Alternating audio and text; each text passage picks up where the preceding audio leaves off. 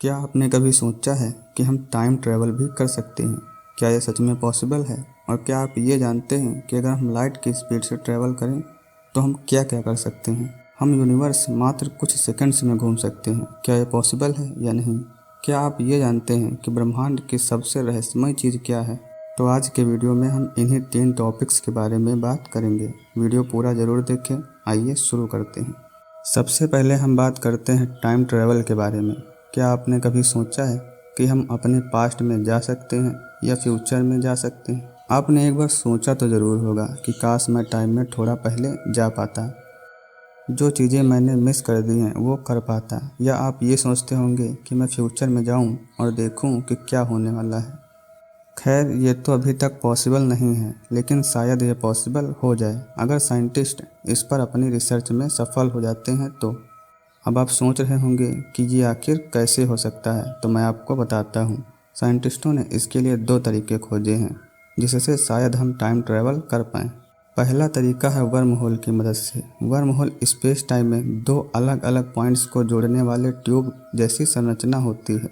Worm hole के जरिए travel करना एक शॉर्टकट की तरह होगा, क्योंकि यह दोनों पॉइंट्स के बीच की दूरी को कम कर देगा।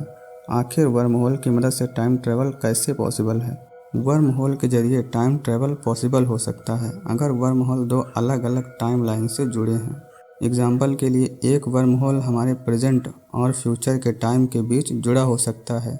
इस मामले में अगर हम वर्म होल के जरिए ट्रैवल करते हैं तो हम फ्यूचर या पास्ट में जा सकते हैं। दूसरा तरीका है ब्लैक होल के जरिए। ब्लैक होल एक ऐसा क्षेत्र है जहां ग्रेविटी इतनी मजबूत होती है कि प्रकाश भी इससे नहीं बच पाता। ब्लैक होल का सेंटर एक सिंगल पॉइंट होता है जिसे सिंगुलैरिटी कहते हैं। सिंगुलैरिटी पर ग्रेविटी अनंत पर होती है। अब मैं आपको बताता हूँ कि ब्लैक होल के जरिए टाइम ट्रैवल कैसे कर सकते हैं। ब्लैक होल के जरिए टाइम ट्रैवल पॉसिबल हो सकता है अगर ब्लैक होल एक वर्म होल से जोड़ता हो तो। ब्लैक होल के जरिए हम वर्म होल में पहुंच सकते हैं और उसके जरिए टाइम ट्रैवल कर सकते हैं। अगर हम टाइम ट्रैवल कर पाएँ तो हम पास्ट में जाकर अपने इतिहास को बदल सकते हैं या फ्यूचर में जाकर देख सकते हैं कि हमारे प्लेनेट का क्या होता है। अब आप टाइम ट्रैवल की पॉसिबिलिटीज़ के बारे में जान गए होंगे, लेकिन इस रिसर्च को पूरा होने में सालों लग सकते हैं और ये भी हो सकता है कि हम टाइम ट्रैवल करने में नाकाम हो जाएं। तो फ़िलहाल हम अपनी सोच में ही टाइम ट्रैवल कर सकते हैं। अब हम अपने दूसरे टॉपिक की तरफ आते हैं। जब आप कार से ट्रैवल कर रहे होते हैं तो आप कितनी स्पीड से करते हैं? 100, 150 या फिर ज़्यादा से ज़्यादा 200 किलोमीटर प्रति घंटे। पर क्या आपने कभी सोचा है कि अगर हम लाइट की स्पीड से ट्रैवल कर पाएँ तो क्या होगा? हमें अपने स्कूल ऑफिस में पहुंचने में सिर्फ कुछ मिली सेकेंड्स का टाइम लगेगा या फिर इससे भी कम। लाइट की स्पीड 3 लाख किलोमीटर प्रति सेकंड होती है। ये स्पीड इतनी ज़्यादा है कि आप अंदाज़ा भी नहीं लगा सकते। अब मैं आपको बताता हूँ कि अगर हम लाइट की स्पीड से ट्रैवल करते हैं तो स्पेस ट्रैवल करने में हमें कितना टाइम लगेगा। तो सूरज के सबसे नज़दीकी प्लेनेट बुध पर जाने में हमें सिर्फ 3.2 सेकंड लगेंगे। अगर हम बात करें मंगल की, तो मंगल तक जाने में हमें 13.2 मिनट का टाइम लगेगा। बृहस्पति पर जाने में 43 मिनट और शनि तक जाने में केवल 79 मिनट लगेंगे। सोचिए ये कितना दिलचस्प होगा। लेकिन इतनी तेज़ स्पीड से भी अगर हम ट्रैवल करते हैं तो भी हमें मिल्की वे के दूसरे छोर तक जाने में 26,000 साल का टाइम लगेगा। इससे आप अंदाज़ा लगा सकते हैं कि हमारा मिल्की वे कितना बड़ा है।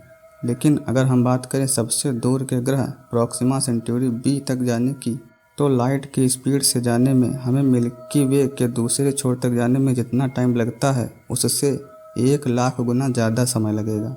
तो सोचिए ये प्लेनेट हमसे कितनी ज़्यादा दूर है।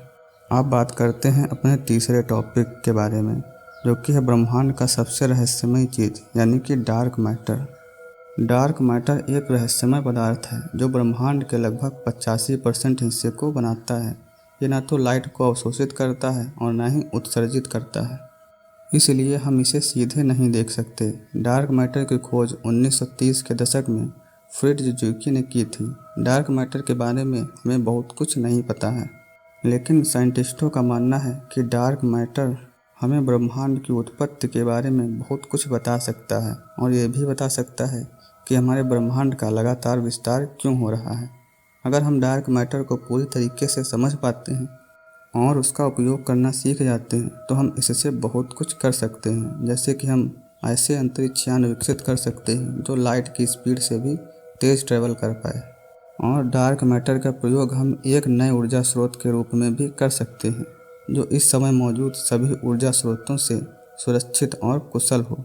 लेकिन ये सब करने के लिए हमारे आगे कई चुनौतियां हैं, जैसे कि डार्क मैटर को हम देख नहीं सकते और हम नहीं जानते कि ये किस चीज़ से बना है।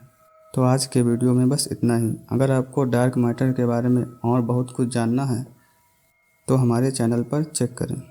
अगर आपको वीडियो अच्छा लगा हो तो वीडियो को लाइक और चैनल को सब्सक्राइब ज़रूर करें।